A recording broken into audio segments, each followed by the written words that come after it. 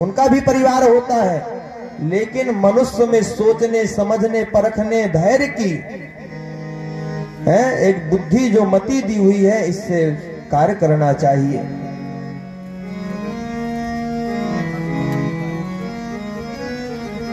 तो वेद व्यास महाराज ने दिव्य संहिता का प्रतिपादन किया है।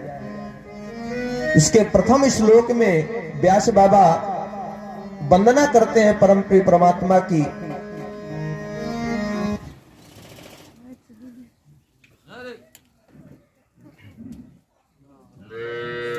नारायण नारायण नारायण श्रीमन्नारायण नारायण नारायण। सब लोग कहिए नारायण भजमन्नारायण भजमन्नारायण भजमन्नारायण श्रीमन्नारायण नारायण नारायण श्रीमन्नारायण नारायण नारायण श्रीमन्नारायण श्रीमन्नारायण श्रीमन्नारायण श्रीमन्नारायण भजमन्नारायण नारायण नारायण भजमन्नारायण नारायण नारायण ब्रह्मनारायण विष्णु नारायण ब्रह्मनारायण विष्णु नारायण शिवजी नारायण नारायण नारायण शिवजी नारायण नारायण नारायण श्रीमन्नारायण नारायण नारायण श्रीमन्नारायण नारायण नारायण भजमन्नारायण नारायण नारायण। बोलिए लक्ष्मी नारायण भगवान की जय हो। व्यास बाबा बड़े भाव से श्रीमद् भागवत महापुराण की संहिता में जब प्रवेश करते हैं तो मंगलाचरण करते हैं। मंगलाचरण क्या होता है महाराज? कोई भी शुभ कार्य करने से पहले अपने इष्ट को नमस्कार करना ही मंगलाचरण कहलाता है। हे प्रभु, यह कार्य निर्विघ्न पूरा हो। जैसे हम घर बनाना शुरू करते हैं तो क्या कहते हैं, पंडित जी के पास जाकर के ग्रहारंभ मुहूर्त निकलवाते हैं कि अब ग्रह का आरंभ करना है, गड्ढा खुदवा करके 4 ईंटें रख करके पूजा करवाते हैं, मंगलानुशासन करवाते हैं, मंगल श्लोकों का वाचन करवाते हैं, गणेश जी का कलश का पूजन कराते हैं।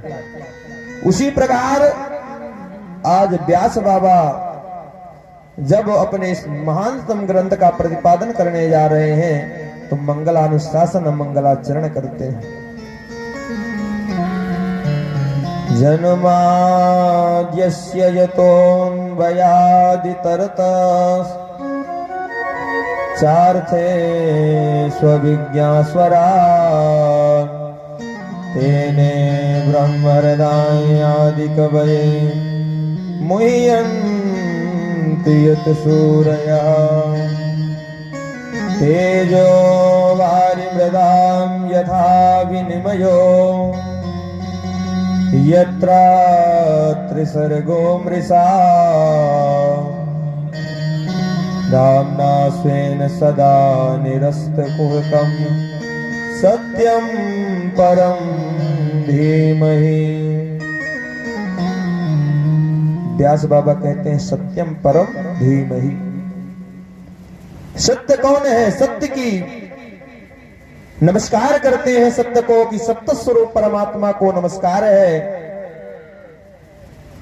यहां पर व्यास बाबा की वाग्पटुता देखिए, उन्होंने शिव को नमस्कार नहीं किया, उन्होंने ब्रह्मा को नमस्कार नहीं किया, विष्णु को नहीं किया, सत्य को नमस्कार किया है। अगर यहाँ पर व्यास बाबा ब्रह्मा को नमस्कार करते तो जो ब्रह्मा को मानने वाले हैं, ब्रह्मवादी सोहम में जो स्थित रहते हैं, वो कहते हैं ये हमारा ग्रंथ है। शिव जी और जो विष्णु के वैष्णव लोग होंगे वो कह लेंगे कि ये ब्रह्मा जी का ग्रंथ है, इसलिए हम इसका पठन पाठन क्यों करें। देवी का नमस्कार कर देते तो देवी के भक्त कहते हैं हमारा ग्रंथ है, तो व्यास बाबा कहते हैं ये सत्य का ग्रंथ है। जीवन में सबसे बड़ा क्या है? सत्य है। यहाँ पर केवल कथाओं को कहानी मत समझिए, इनसे सीख लीजिए। जीवन में जिसने सत्य को धारण कर लिया उसमें उसको न तो पूजा करने की जरूरत है, न तो पाठ करने की जरूरत है महाराज, है कुछ करने की जरूरत नहीं है। वह केवल सत्य पर अडिग हो जाए तो एक ना एक दिन प्रभु परमात्मा सत्य स्वरूप में रीझ करके उसको दर्शन देंगे, इतना मेरा विश्वास है। लेकिन होगा कैसे? दिन में 1008 हो जाएंगे, माला नहीं होगी भगवान की 108, लेकिन असत्य भाषण 1008 हो जाएंगे। बैठे खेत में है, फोन आया, किसी ने पूछा बाबूजी कहाँ हैं? बस अभी निकले हैं ऑफिस से, आप ही के यहाँ आ रहे थे। बात याद आई, कल सदगुरुदेव भगवान के साथ हम आ रहे थे उनके साथ। अब बार बार यहाँ से फोन पहुंचे यजमान परिवार का, गुरुजी कहाँ पर आ गए आप? अब गुरुजी कहें बस हो गए, 4 किलोमीटर बचा हुआ है। अब 1 मिनट 2 मिनट 3 मिनट, अब गुरुजी नहीं पहुंचे, दोबारा फोन गया, गुरुजी कहाँ है? बस 2 किलोमीटर बचा है। तो ये जो मोबाइल है ना, ये झूठ बोलना नहीं कहलाता, आ ही रहे हैं, रास्ते में है। लेकिन मोबाइल एक ऐसा साधन है कि दिन में महाराज हजारों बार झूठ बोलना पड़ता है ना, चाहते हुए भी बोलना पड़ता है। बस पहुंचने वाले हैं, फलाना कार्य कर रहे हैं, बस आने वाले हैं। तो यहां पर व्यास बाबा ने सत्य स्वरूप परमात्मा को नमस्कार किया है। इस ग्रंथ में वो कहते हैं कि जो सत्य को मानने वाले हैं वही इस ग्रंथ के शरण में आएंगे तो उनका उद्धार होगा। कैसे?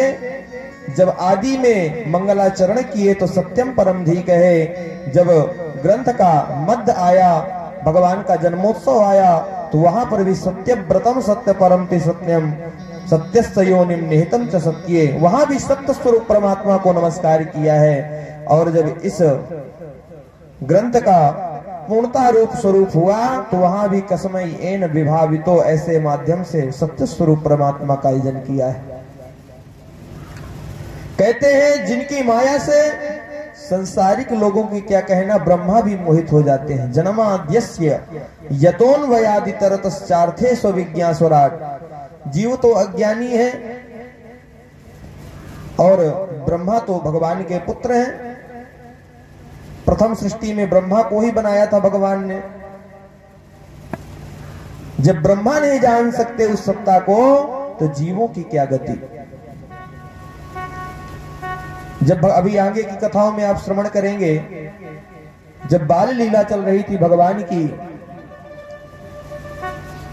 और भगवान का जब स्वरूप देखते हैं कि यह बाल गोपाल जूठा खा करके इनके साथ रमण करते हैं वृंदावन में, गोकुल में,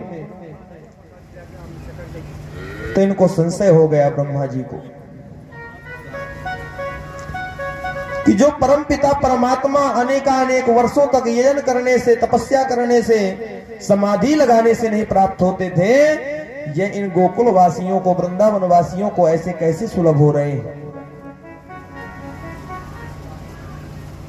इनके हाथ की जूठी कढ़ी, जूठा दधी, माखन चोरी कर करके खाते हैं, ये कैसे परब्रह्म हो सकते हैं।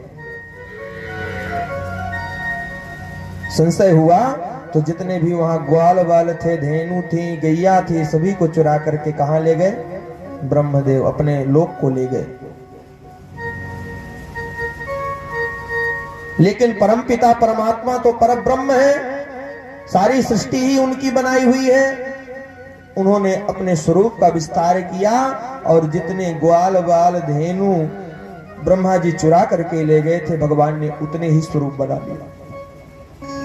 जिसका जैसा स्वभाव है, जिस ग्वाल का बाल का जितना जितना स्वभाव है, कोई क्रोधी है तो क्रोधी स्वभाव बना लिए हैं, कोई मधुर बोलने वाला है तो मधुर स्वभाव बना लिए, स्वभाव भी जैसे जिसका है वैसा स्वभाव भी बना करके परमपिता परमात्मा अपनी लीलाओं को करने लगे। अब तो ब्रह्मा जी को लगा कि अगर कोई संसारिक प्राणी होगा है तो अभी तक तो विमोहित हो गया होगा। जब आकर के देखते हैं कि वहां तो जैसी लीला पहले होती थी वैसी लीला अब भी हो रही है। तो कहने का तात्पर्य है जिनकी लीलाओं को, जिनकी कथाओं को ब्रह्मा भी विमोहित हो जाते हैं तो संसारिक जीवों की क्या गति है। तेने ब्रह्म हृदय आदि कवये मुह्यन्ति यत सूर्यः।